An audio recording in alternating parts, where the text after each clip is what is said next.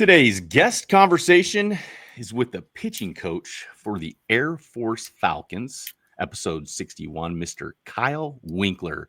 Coach Winkler, welcome to the Baseball Forward podcast. How are you, sir? I'm doing well. Thanks for having me. Appreciate it. Yeah.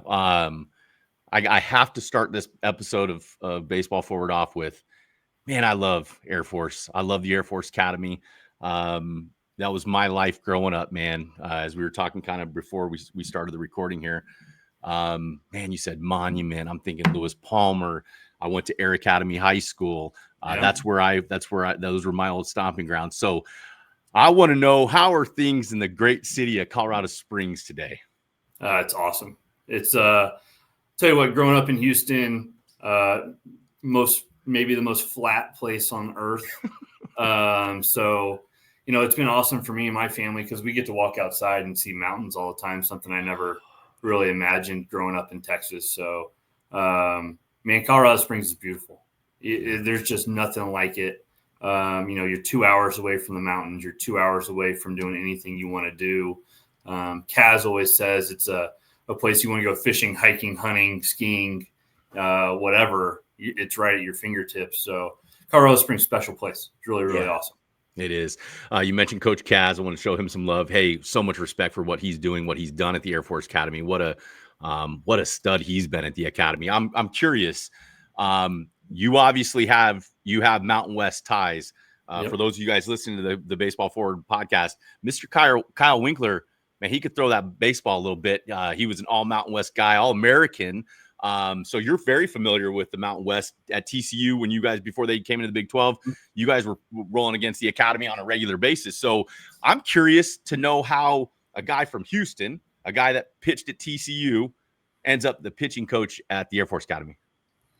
Yeah, I actually, so I was at TCU in 2022, 2023. And had a great time there. I got to go back to my alma mater, work for Coach Sarlos, which was awesome. And then we were in the summer, and TJ Bruce was our assistant coach at the time on that staff. And Kaz, I think, called him asking if he knew anybody who would be interested in a pitching coach job. And I like a challenge, man. It's something different. I'm a little bit nomadic. I played professional baseball for 8 years. Me and my wife have lived in a number of different states playing pro ball. So I just had an itch. I was like, dude, this is what a great opportunity. And, I've heard about Kaz. I had never met him. He calls me 45 minutes, phone conversation. I don't say one word in that 45 minutes. And I'll tell you what, after that 45 minutes, I called my wife and I said, I want to do this. Wow. And that was really it. Flew up here. My wife, again, we're both from Houston. So it was August. She got to wear a jacket at night. She was all in. And so that's really how it happened. I mean, from basically a 5-day, courting, probably less than that. Wow. And then we were here. So, yeah, I mean, obviously it's different than TCU. Our mission, what our guys do, what we represent is very, very different than a lot of other schools, but it's the best possible situation that you could ever be in, just because of the kids that we get to be around constantly. It amazes me. Again, my father was an instructor at the Academy for a long time, 13 years. And I truly mean this when I say it. The gentlemen and women that attend the Air Force Academy are literally the best human beings on the face of the earth. These are men and women that are putting service before self, which to me is just kind of a mind-blowing concept at that age. I witnessed it. I witnessed it from the 6th floor of Fairchild Hall, looking down on that academy and seeing how it goes. So I'm curious, was it a culture shock for you? Was it from going from, we call it the civilian life to officer life? Was there a culture shock? Was it like, what was the biggest adjustment for you kind of coming into the academy and inserting yourself into the situation? I think the biggest adjustment is just trying to understand what it's like to go to school here. right? And the different the responsibilities that our guys have, right? And the responsibilities that we put on them from the baseball program side. It's not just about showing up to class and obviously getting good grades, but we want our guys to be in leadership positions. We want our guys to thrive at our school. And so they don't just get to sit in the back row and just be there. They don't get a participation trophy just for showing up to class. Yeah. Right. And that was a big thing, you know, obviously, you know, as a baseball coach, I want to be a baseball coach. Yeah. And yes, we get to do that here, but there's a lot more that goes into it because of the culture that Coach Kaz has built over his time here, but also trying to prepare these kids at some point. Hopefully they have the opportunity to go play professional baseball. But if they don't, they're going to be officers in our Air Force. They're going to be leading 85% of the military on the day they graduate from the academy. Right. And so there's a lot more to it than just can you hit and can you field? Sure. Very much important. But the other part of that is trying to really teach them what it's like to be a leader, putting them in some positions that at my previous schools, they would be like, no way we're going to let that guy do that. Right. But like trying to force their hand into doing it so that they grow into the best version of themselves when they graduate. Man, I love hearing that. I imagine professionally, I mean, you had a heck of a professional baseball career. You mentioned 8 years playing professional baseball. You get into coaching. It seems like a natural fit for you to be a coach with all the knowledge going on in your head. I imagine professionally speaking that when the academy called, there were some bells going off in your head saying, boy, this might be a time for me to learn about myself and learn and grow inside this opportunity. When I say that, what kind of comes to mind? What are you, as you've kind of been there a while now, last year was your first year as a pitching coach, selfishly, like professionally, what are you most excited for yourself because you're at the academy? You know, personally, I think the best thing that's happened for me is you just get to see the other side of what it's like to be, you know, kind of in the military, right?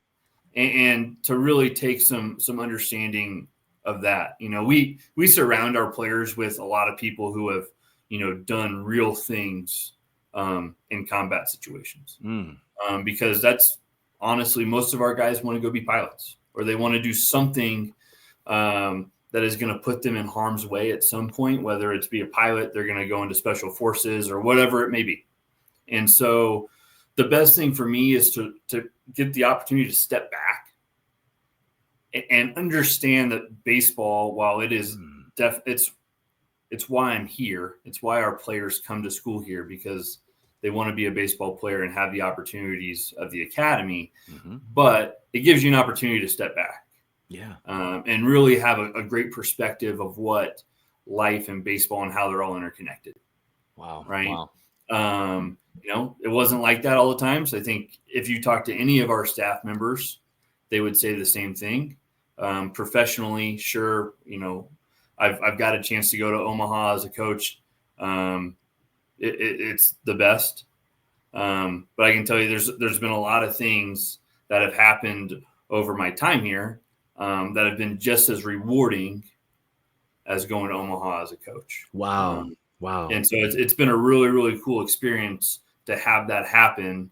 And like I said, this is the best job I've ever had. I loved my time at TCU. Obviously, I bleed purple inside and out because I have a degree from TCU and I played there. But this is the best job I've ever had, because of the kids, the experiences, what we get to do, how we get to do it, and really learning from the kids more than anything else, because they really have a great perspective on their lives as well. That is so cool to hear. Talking with Coach Kyle Winkler, pitching coach, assistant coach at the Air Force Academy in Colorado Springs, Colorado, episode 61 of the Baseball Forward podcast. Coach Winkler, Man, I got to believe this. You still look like you're in pretty good shape, my friend. I think you and I might be able to go play some catch. So, hey, does Coach Kaz ever say, "Hey, Wink"? I don't know. I'm guessing that's what your boys call you. Oh yeah. Hey, get up and show these little boys a thing or two. Do you ever throw to your guys like competitively? No, I used to be able to when I first got here 2 years ago. I could still throw, and one of the cool things at the academy is we actually have to teach some of the PE classes. Oh yeah. So you not only get to be with your guys, but then you get to mingle with other cadets. Yeah. Right. And sometimes it's great. Like we've had girlfriends of our players in the classes, so I can make fun of them later on. But me and Coach Kaz were teaching a racquetball class about a year ago, and my shoulder came out after playing racquetball. So no more. I can throw it, but I can't try and throw hard. It doesn't work out very good. So those days are over. That's okay. Yeah. That's okay. Boy, just there's so many different routes that I want to take it, but I'm curious. Just let's direct it at recruiting, because it's that time of the year where you guys are probably out watching guys play and getting to know what you're wanting. So it's got to take, boy, how selective you guys got to be. And I heard MIT's coach Chris Morris say, I said, does it limit? Sure, it limits, but it's a blessing because of the type of people you get to recruit. So what does it take to be recruited to the Air Force Academy to play baseball? Obviously, good baseball skill. I mean, Sure. That's the first and foremost thing. I think we're lucky that generally people know about the Air Force Academy. Mm-hmm. Obviously, our other academies with Navy and Army have a big foothold as well. But we get to recruit nationwide, which is awesome. We can pull kids from the West Coast, the East Coast, Texas, Florida. So that part of it is awesome. We get to go travel around and really can get our fingers on a lot of different kids. Academically, you have to be a really, really good student. I mean, we're talking, 3.8s, 3.9s, unweighted GPAs. Yep. And then the academy, most predominantly is a STEM school. So ACT, SAT, Kaz always says this, and I'm sure it's true. The average ACT score at the academy is a 31. Oh my gosh. Not saying our athletes are they're probably lowering that number a little bit, I would say. But yeah, I mean, there's a lot of really, really smart individuals who come to school here. And it's not like, talking about MIT, obviously that's an unbelievable school. Sure. Our school's the same thing. It's, top 5 in all engineering programs, and number 2 undergraduate business program in the country. Wow. Our guys, if they want to go be a rocket scientist, it's available for them. They want to design planes. We have a kid who wants to be an aeronautical engineer. Got it. Wow. He wants to design planes and know how planes work. And that's the cool part of it. Yeah. Right. And I've been lucky enough to sit in while they're getting tutoring on the road and listen to what they're talking, what the professor is talking to them about. Mm-hmm. And first of all, no way I could ever take class here. I majored in eligibility when I was in school. So it's really cool. It's really cool. It's really difficult. Yes, it does. It narrows our focus. It has to. I can't tell you how many times I'm out recruiting and I'm like, man, that's a really good player.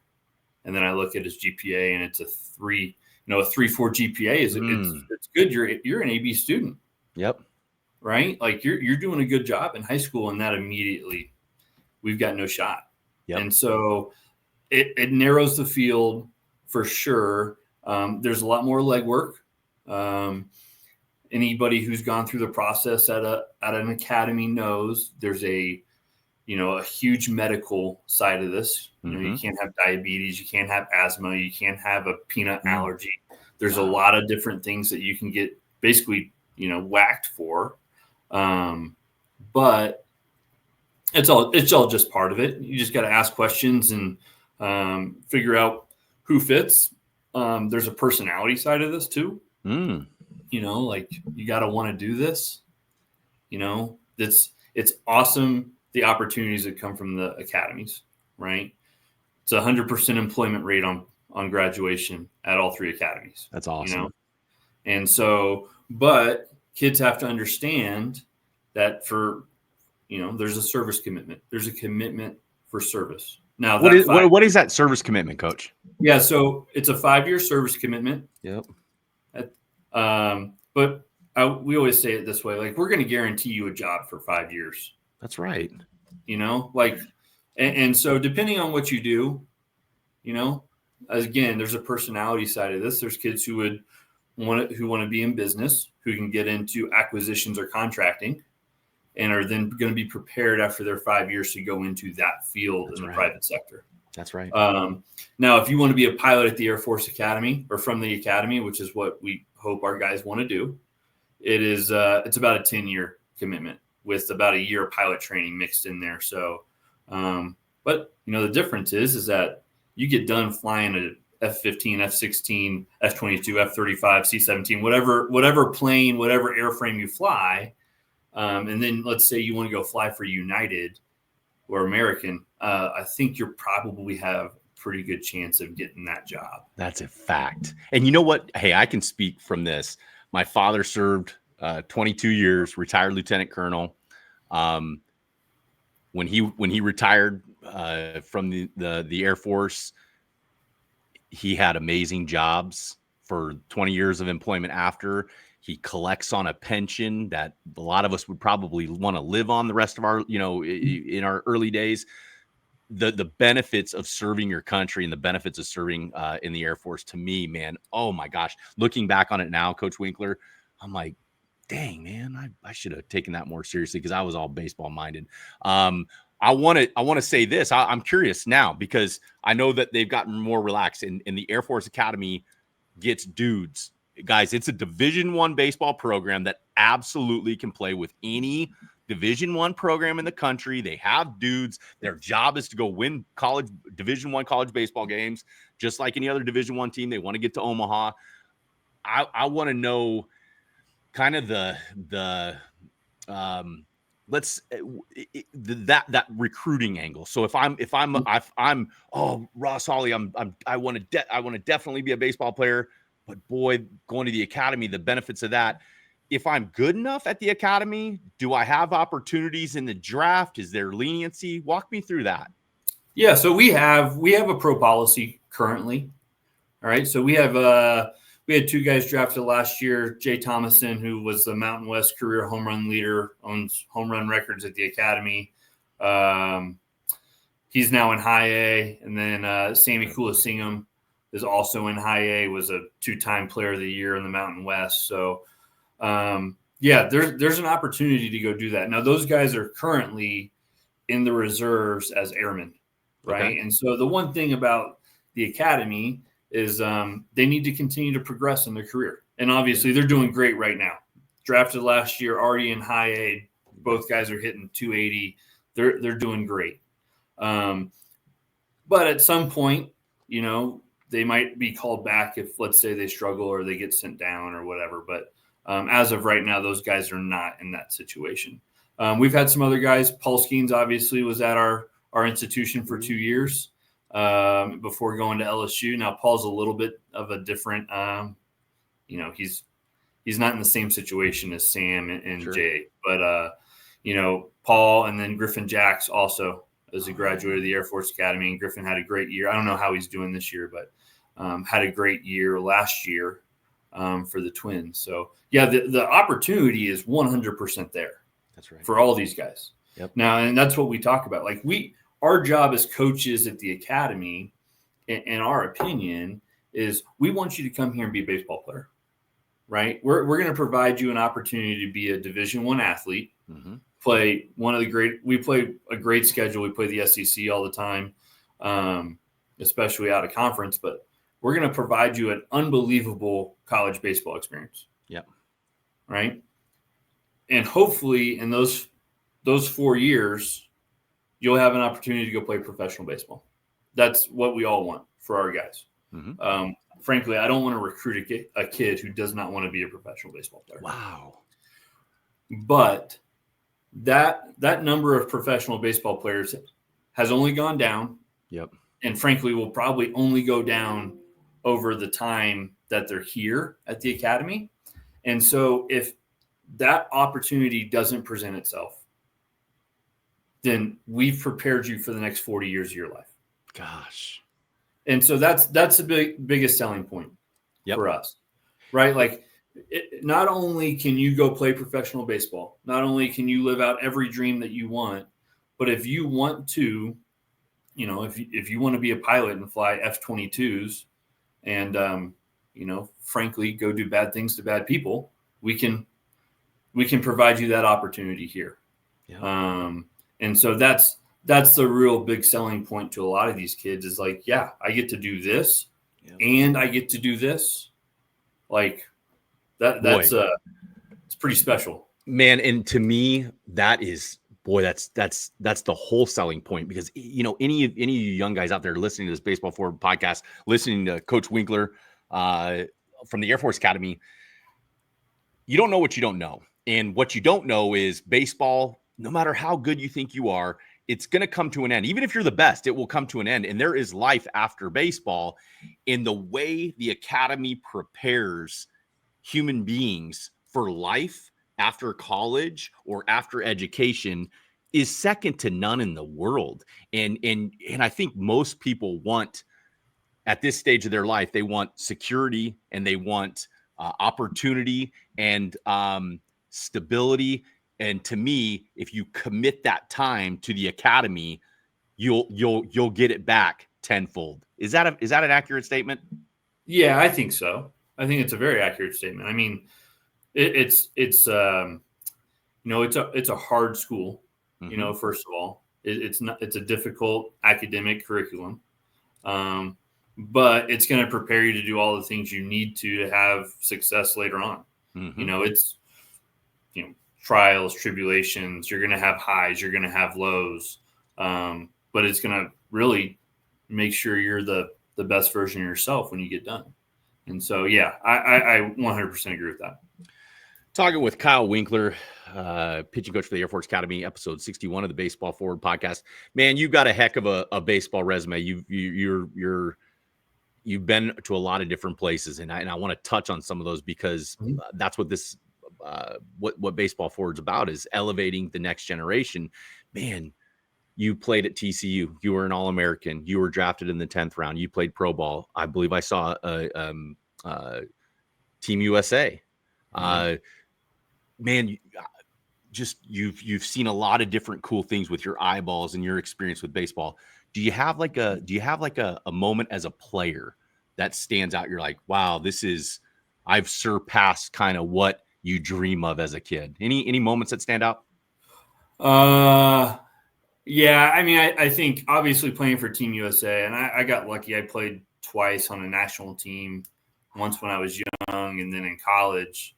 The craziest thing, on the national team, first of all, a really, really good team. Sonny Gray, Garrett Cole, wow. George Springer was on that team, Mikey Matuk, a bunch of guys who are still playing, really high level. Garrett Cole's, one of the best pitchers in our game. Absolutely. Right. And so, and Sonny for that matter. So, the coolest thing that I think, and I talk about this, when people ask me, we're playing Cuba gold medal game in Japan, and Sadahara O was at the game, which was like, as a baseball nut, yeah, it was like, oh my gosh, like that's that guy actually has like the home run record. Yeah, that's right. You know what I mean? Like, so that's been one of the few times that I've looked up and been like, wow, like dang. Who would have thought, baseball would take me to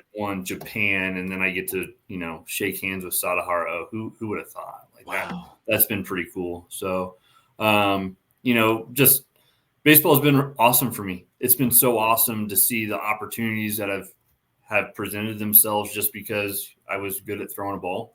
Yep. And I've played in the Dominican, been to Taiwan, Japan, Venezuela to play. Like it's it's been really cool. Like I said, got lucky enough to be a coach in Omaha. I played in Omaha as a player. So it's been in baseball. This is why it's the greatest game.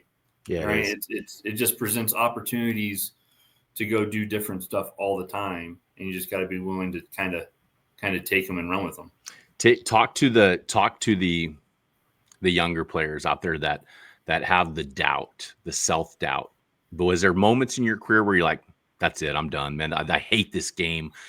Screw it. I'm over it. Did you have the, because boy, we know you had the highs, but have you had the lows? Oh yeah. I mean, baseball is such a fickle game, right? Like you think you got it figured out, and then the next week you're just getting your butt kicked because you weren't good enough. And so it's something I talk about to our guys all the time. Like I always think baseball's a wave, right? And so you got to ride the wave, and then you're going to have the downfall of the wave, but then there's always going to be another wave right behind it. And you just got to ride it out again. I mean, I remember it, my sophomore year at TCU, we won the Super at Texas. Mm-hmm. I pitched the game to the third game to send us to Omaha. I threw the ball outstanding. Attaboy. And then I had 2 starts in Omaha where I lasted 3 innings, total in those 2 starts. Right. And it's just one of those things. That's how baseball is. Yeah. Right. And so, this game sucks, like in a good way. Like it's tough in a good way. How do you coach kids, young men through failure? Because a lot, like I always hear this, and I try to tell my boys, I have a 10 and 11-year-old, like failure is a part of the game. And I don't want them to be, I don't want it to be words. I want it to be like, it's real, and you have to build it into kind of your process. So how do you coach failure into the game of baseball? Yeah, I think it's hard. One, because you want to have success, right? Mm-hmm. Especially, and it always depends on what time of year it is. Yep. But I talk to our guys a lot about failure is the ultimate teacher. Yeah. Right. It's going to teach you what you did well or what you did poorly, and then we can then adjust from there. The other thing I always think about too is, especially as a pitching coach, like we're ego managers, right? Mm-hmm. And so if we're struggling, or we have a player who is struggling, then my job is to try and build them up. Man, that's right. And then if we have a kid who's performing really well, sometimes my job's to pop the balloon a little bit and make sure he knows that he's not where he needs to be yet. Sure. And that there's still room for improvement. So I think that's the biggest thing, is kind of figuring out what your guys need and what they want. Mm-hmm. I think, especially going into the season, I think confidence is the most important part of performance. Stuff, yes, all the ability to pitch backwards and forwards and all and throw strikes, get ahead, whatever. But like, there's just nothing better than having a kid who's out there and he's super confident. So we try and build our guys' confidence going into the season. I want our guys to feel as good about their performance or what they're capable of doing going into the season. How do you do that? Yeah, I think there's one. We try and make sure that when they leave the mound, they've done something positive. I like that. Right. Very rarely, and I was telling our guys this a lot this year, very rarely, if you are a starting pitcher, do you get pulled when something good happens, or do you get pulled when something bad happens? Good point. Right. Like you always, even if you go 7 innings as the starting pitcher, good point. And I come shake your hand, right? You're mad. You're going to have the 8th. That's right. Right. So very rarely are you ever going to be excited about getting pulled. Right. And so I think we always want to, hey, you did your job. Mm-hmm. and give them some confidence of, hey, that's what it's supposed to look like. The only guy who's going to sit out there and get a handshake for doing a good job at the end of the game is the closer. Yep. Right. And so having that perspective, I think, helps guys out a lot. I think baseball is a game built on failure from the hitting side for sure. It's a little bit different, I think, on the pitching side, right? Mm-hmm. The amount of success that you're supposed to have pitching is definitely different than an offensive player. Correct. Right. But the hardest thing is for our guys to understand at any point in a game, you did something well. So let's figure out what we did well, especially right after the game. Yeah. Let's try and find something that we did, whether we, even if we get hit around a little bit, you know what? I made some really good pitches on the inner half, when I needed to. And so I think that's the thing that you need to do is really find what you did well, because there's going to be plenty of things that you did poorly. Yep. Now I talk to our guys, and we pitch at elevation, things don't move the same, right? And so I've talked to a couple of our guys. Well, I hung an 0-2 slider, and I gave up 2 runs. I'm like, okay, well, you threw 6 innings, and you had 8 strikeouts. And why are we worried about the 2 runs that you gave up and not really thinking about, I just really ran through a good lineup, because the Mountain West is a very offensive league. Yes, it is. With some really, really good offensive clubs. And we just ran through a really good lineup, had a lot of success, and we're harping on the one bad pitch that we made. Man, that's a fact. Instead of thinking about all the really good pitches that I made. That's right. Talking with Coach Kyle Winkler, the Air Force Academy, episode 61 of the Baseball Forward podcast. I'm curious, because you just said the elevation thing, and I'm thinking the curveballs that I've seen that didn't really curve, the sliders that don't slide. Does elevation affect the changeup the way it does like the breaking pitches? I never guess I really put my mind to that.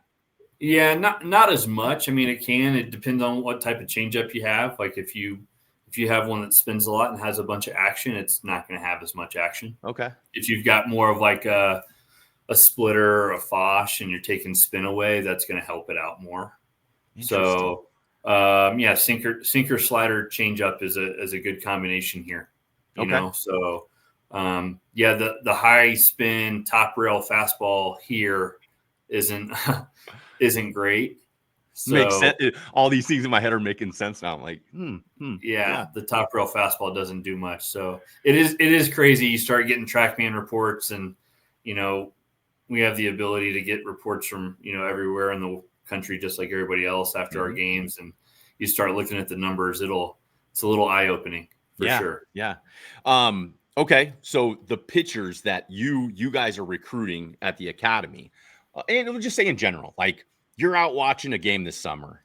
Like, what stands out to you about a pitcher that you're like, I like that. I like what I see. What stands out to you? For me, in the way that we have to call pitches with the elevation, and like I said, the Mountain West is such an offensive league. Your ability to be able to spin a breaking ball and command it is a priority for us. Wow. Because we have to be able to pitch backwards. I got lucky and worked with Kirk for a couple of years, and then Randy Mazie was my pitching coach when I was at TCU. So, being around those guys was great, because Kirk, very West Coast. Yep. Right. Fullerton guy, and how he pitches. And Kirk wasn't a hard thrower, and he, carved out tons of big league time for himself. And so that side of it is kind of where I get my ideas from of how to do things. And then I was a reliever in pro ball with the Rays. So, if you didn't throw 60% breaking balls with Tampa at the time, then you had no shot. So, I'm not going to say we're 60-40 on fastball breaking ball usage, but I think it's an important ability to be able to throw your breaking ball for a strike and have some feel and have good shape. Explain that, because boy, that's really, really good stuff. And you're going down some good tracks. So when you say pitching backwards, the guys that don't understand pitching backwards that are listening to this Baseball Forward podcast, when you say having the ability to spin the breaking ball, having the ability to throw it in there in a 2-0, 3-1 count, or lead off with it, what does pitching backwards mean to you, and why is that so effective in certain scenarios? Yeah, I think anytime, and I think the easiest way to describe it is anytime that a fastball would normally be used, you throw something else. That's right. And so we talk to our guys a lot the first pitch of an at bat is always about you're gathering information. Okay. So whether it's, whether you're going fastball away or you're going breaking ball, that first pitch is going to tell you a lot about what the hitter is ultimately trying to do. Mm-hmm. And so each guy's different. You might have a guy who's super aggressive and you're going to throw a breaking ball early because he sits on the first pitch heater, right? But I always think about pitching backwards as a way to get them off the fastball to then go back to it. Okay. So like 2-1, being able to throw a fastball or throw a breaking ball, right? And really, guys are going to, whether hitters want to admit this or not, they always want to hit the fastball. Correct. Right. And so just having the ability to do that is then going to implant doubt in the hitter's head. And so maybe the next time you're 2-1 and you've already thrown the guy a breaking ball in a 2-1 count, then you can go heater as next at bat. So The other part of that, I think, is not just throwing a breaking ball, but it's being able to throw a fastball in. Like that I'm behind in the count. I don't have count leverage, but I can go fastball in and get soft contact or get weak contact in the field. So I think that's huge. I mean, we have to pitch in at the academy. We have to, and when we've performed the best, or the guys who have been able to do it the best have been the most successful guys on our pitching staff. What does pitching in? Because man, I want more of your brain on that one. What pitching in, locating a fastball in, what does that do for a pitcher, or what does it do to a hitter? Well, I think hitters in general, I obviously with our staff, and I know what Coach Lacombe, our hitting coach, teaches, him and Coach Dawson, and then I know what some of the guys that I've worked with, taught.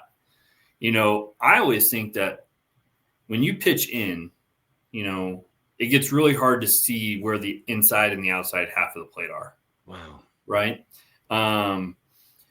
Especially it's easy for a hitter, his eyes, to see the outer half and know what's too far. Sure. Right.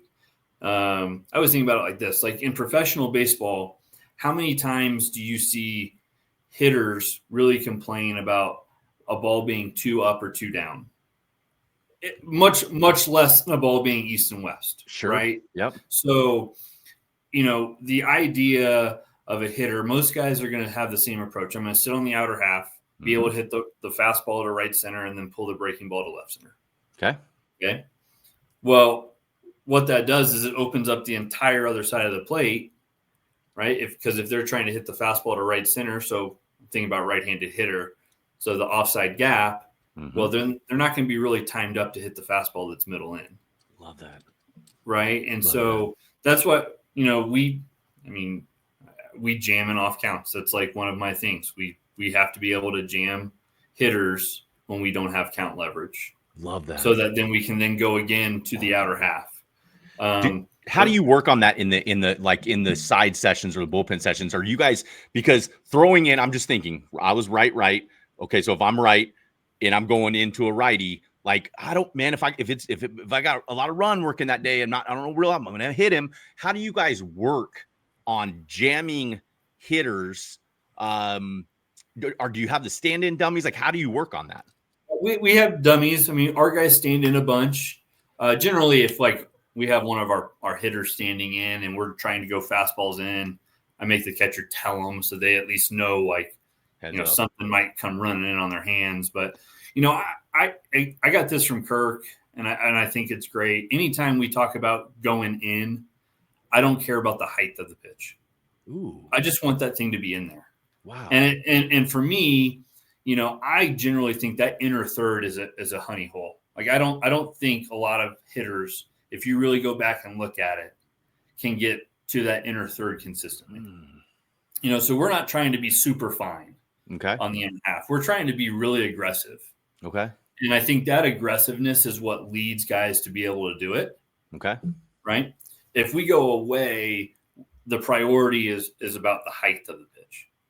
even if it's in the middle of the plate and that ball is located down at the string or down at the knees, like it's probably going to be a pretty good pitch. Sure. And get, whether it's hard contact on the ground or soft contact, it's going to end up well. So, yeah, we just try and be super aggressive. I don't care if our guys hit guys.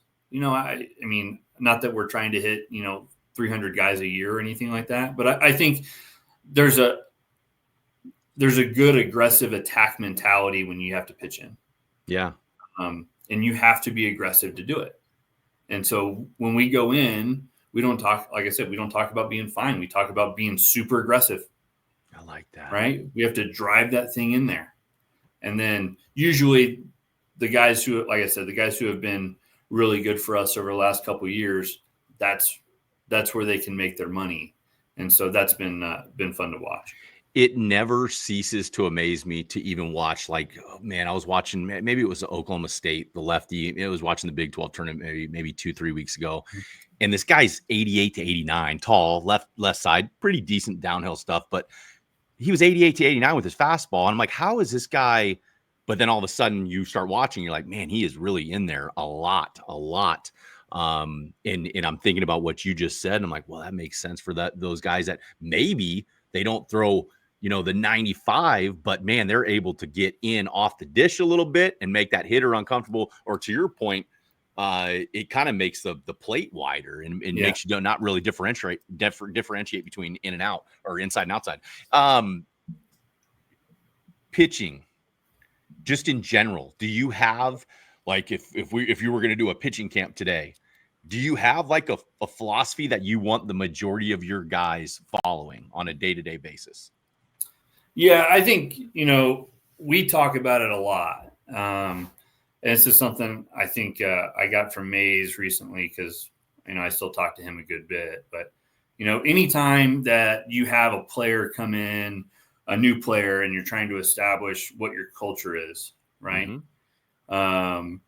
You want to have a philosophy that anybody can spout off, right? And so our pitching philosophy is I throw my fastball aggressively and throw my breaking ball, and I attack with my breaking ball. Wow.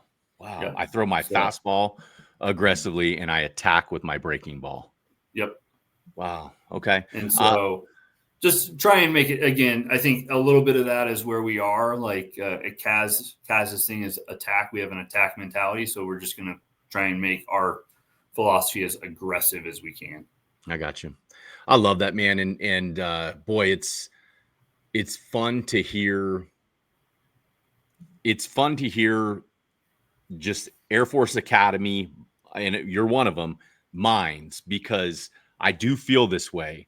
I feel like you guys are different. You're cut from a different cloth in that attack mentality, no fear mentality. And I think there's something to that. The guys that probably play for you are built a little bit differently. The coaches are a little bit different. Might all be a little bit psycho if I'm being honest. Talking with Coach Kyle Winkler, the Air Force Academy pitching coach. Elevating the next generation for baseball forward. I'm going to keep you out here for another 10 minutes or so, 5-10 minutes or so, if even. Sure. Advice, elevating the next generation. So just in general, your advice to players coming up in the game would be? My advice to players coming up in the game would be this. Man, there's a lot that I could say, right? Because I go on the road tomorrow morning, so hopefully somebody hears this. But they're going to hear it. The winning player is not necessarily the coolest player. Ooh, I like that. I think that's a huge deal. Explain that. I think everything about baseball is about tools, right? And we talk about having power, being able to hit, field, run, all the stuff, right? There's players that the most important players on the field at times are not the ones who have the best tools, right? They're the ones who are the best leaders, the ones who do the things that you're typically not being asked to do, but when time comes, they get it done, right? And so I say this, you know, like running a 5-0 down the line because you hit it back to the second baseman is not cool. Nope. Right? Like that's not playing winning baseball. That's right. Right. And so I think that's the difference, right? Like we want our guys to be winning baseball players. Even if that means we take a less talented player, but I think there's a winning breeds winning, right? Mm-hmm. And so if you've been on a winning team, you know what it's like to win. You play for a great summer ball team that, you know, demands that you play the game a certain way. I think that is going to lead into you having a winning presence on your team. And so I think that's the biggest thing. That's not to knock organizations or whatever, but you know, I wish kids would play harder in the summer. I'll be honest. I love hearing that. Playing hard, because that's the beauty of the game is, I mean, you ask me and I'm like, man, a guy who hits a skyrocket up to the middle of the infield. Yeah. So what? But he's on second base as the ball's coming down. There's something to be said. I hear this a lot. The way you love the game should show in the way you play. And I'm translating that to you as that's playing hard. Is that right? Yeah. Yeah. I think that's a good way to put it. Right. And so, yeah, I mean, like it's funny because like, I feel like at times when we get a kid, it's trying to teach them how we want them to play and trying to, you know, push them. Right. Very rarely are we having to say, hey, like you need to just take a step back. Yeah. Right. And I think that's a little bit different than, you know, than it was when I was growing up, you know? So, you know, and don't get me wrong. Social media is great. We're on it all the time. It's a great way to recruit. It's a great way to, you know, get your eyes on kids maybe you haven't seen before. But there's also a downfall to it. Right. And I think I always think about Nick Saban, right? Because Alabama football has been the dynasty of, you know, the last 15 years in college athletics. For the number of 5-star recruits that Nick Saban got to come to Alabama to play football, I think it's ultimately more impressive that he got them to prepare, play, and act like they were not a 5-star recruit. Wow. Boy, that's good. That seems like it would be kind of a good mission for a lot of young coaches out there. You know, get guys to play like that. Wow. I want to finish with this. You took your daughter to the Cheyenne Mountain Zoo camp this morning. So, I always like to tie a fun question in, and to me, it's about music, man. I enjoy music. So you drop your daughter off as you're driving to the Cheyenne Mountain Zoo this morning. Are you guys listening to music? If so, what are we listening to? Yeah, we're listening to Kidz Bop. So that's what she wants to listen to. So yeah, big Kidz Bop girl. Like I'll give it to her. She likes some of the probably my wife probably wouldn't like. I let her listen to like Blink-182 and stuff, which is probably not great. Yeah, but that's what I grew up on, so that's what she gets. But yeah, lots of Kidz Bop.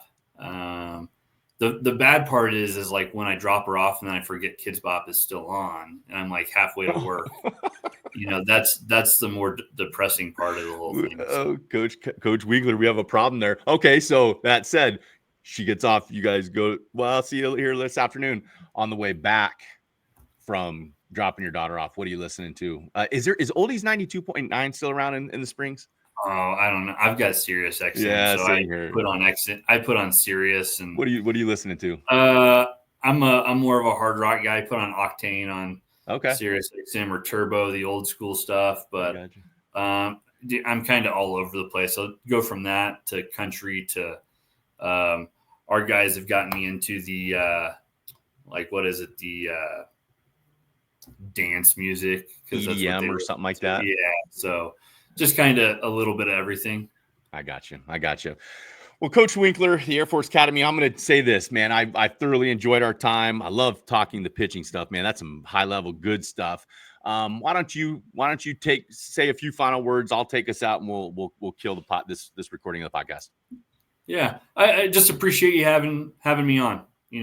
Our school is it's not for everybody. Yeah. Right. And so you got to dare to be different. And that's there is no greater experience than I've had. And I think, Coach Kaz obviously served for 20 years in the Air Force. So I don't think he says this all the time, and I agree with him. I can never repay my short time here to this academy with how much it's changed me and changed my family's life. Wow. And I know Kaz feels the same way. His daughter and son have come through the academy and have commissioned now. So this is a really, really cool place with really, really cool opportunities. But it takes a kid who wants to be a little different and do something different with their life. So, but it's the best place I've ever been. It's amazing. Man, that gives me goosebumps to hear, because I'm telling you, from what my eyeballs have seen, you're right. There's nothing like the Air Force Academy. Coach Kyle Winkler, the man, pitching coach, Air Force Academy, the Air Force Falcons, episode 61 of the Baseball Forward podcast. See you guys later.